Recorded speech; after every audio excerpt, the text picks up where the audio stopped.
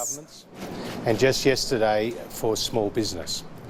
The package of measures for small business were very important because the success of small business getting back on their feet will be critical to the long-term viability of those communities affected by the bushfires. So there were grants of up to $50,000, loans of up to $500,000, tax relief, as well as access to financial counsellors. Also last night, the IMF released an update to its global economic outlook. And while it slightly downgraded global growth, it did point to some positive signs and stabilisation in the global economy off the back of developments in relation to Brexit and the Phase 1 trade deal between China and the United States. Here in Australia, the most recent economic data for the November period showed that unemployment had fallen to 5.2% and 40,000 new jobs were created. Retail sales saw their best result in more than 2 years, monthly retail sales. And we also saw building approvals significantly up, and we've seen a stabilisation in the housing sector.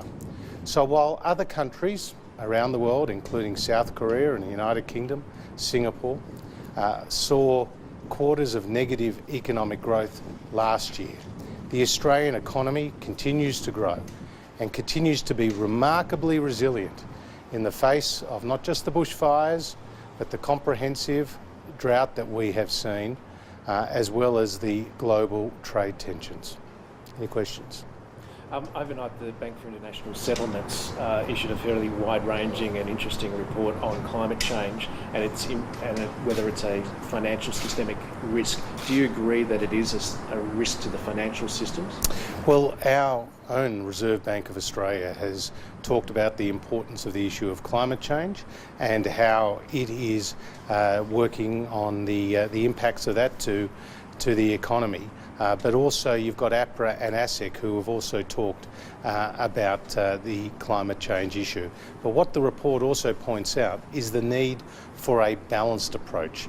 A balanced approach which sees not only emissions reduction but adaptation, mitigation and resilience measures put in place without compromising the strength of the economy. And the report points to the work of government as well as the private sector in meeting that objective. Would you have any concerns about the Reserve Bank having to take ownership of isolated assets such as a coal mine or a fossil fuel power station? I can't see that happening. The Auditor General has questioned whether Bridget McKenzie had the legal authority to hand out sports grants. Are you preparing, or is the government concerned about legal challenges? Well, as the Attorney General has provided comment on that matter, referring to the Auditor General's comments about the legal authority, and he said he would give further consideration to that issue, so I'll leave that in his hands. Do you accept reports like these erode public trust in government? Well, let's be very clear. And as the Prime Minister has said, all the projects were eligible under this program. All the money has gone to community projects, including to the Leader of the Opposition and the former Leader of the Opposition's own electorate.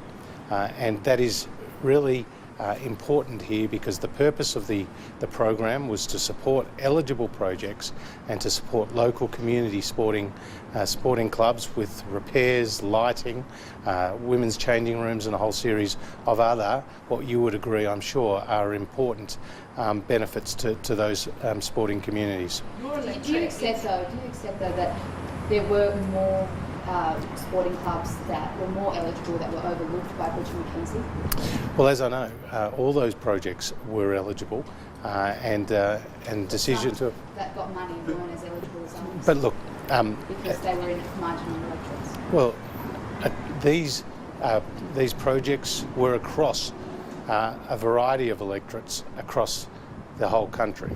And as you know, the Labor Party got more projects in their electorates than initially. Sorry, just here, yes, yep. My electorate received more than $700,000 $100,000 in grants. It's one of the richest in the country. Why do you think they're more deserving than other sporting clubs in the country? Well, there are projects that are deserving in all electorates. I mean, the point about the sporting clubs in everyone's electorate is often they do their own fundraising. They don't often get access to state or federal or local government financial support, and a lot of them survive off the smell of an oily rag. And they're important meeting places for the community. We obviously want to encourage recreation. We want to encourage more female participation in sport.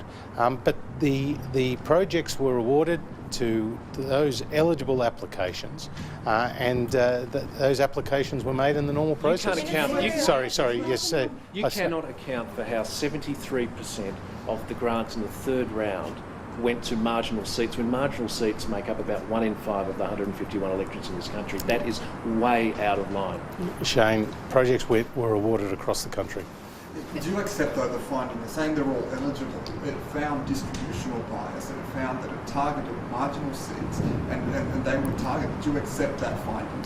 Well, in terms of the recommendations of the Auditor General, the Prime Minister had already said those that relate to us we've accepted, and we'll go ahead and implement the recommendations that the Auditor General has made. And as you've heard, it's been referred to the Attorney General in relation to those issues that we've earlier discussed. But as the Prime Minister has made very clear yesterday, no rules were broken, all the projects were eligible, the money went into these sporting communities across electorates across the country, including in many Labor electorates. Treasury, you're here at the Treasury building. Do you have any updates for us on whether the bushfire crisis and the money that you're spending on that is going to be having an impact on the surplus?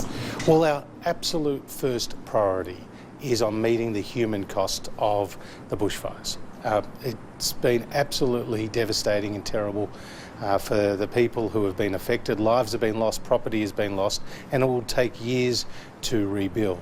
Now, the benefit of having a strong economy is that you can spend on areas of need at times of economic shocks or at times of national crisis, as is the bushfire situation. And we have done so with a $2 billion National Bushfire Recovery Fund without increasing taxes. This is a critical point.